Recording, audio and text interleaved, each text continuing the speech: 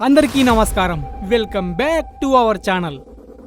ఇప్పుడు ఉన్న కాలంలో చెప్పులు వేసుకోకుండా ఎవ్వరూ ఉండరు.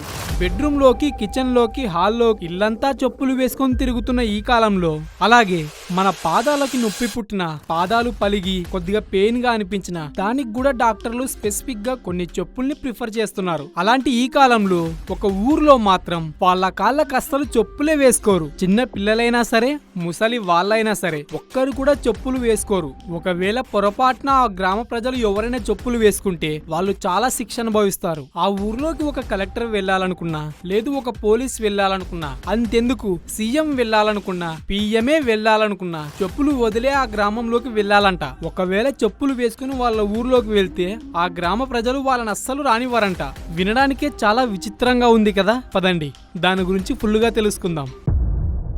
ఈ ఊరి వాళ్ళు ఎక్కడికి వెళ్ళినా చెప్పులు ధరించరు. ఇప్పటికి కూడా ఆ ఆచారాలను, పద్ధతులను పాటిస్తున్న ఊరి పేరే వేమన ఇండ్లు.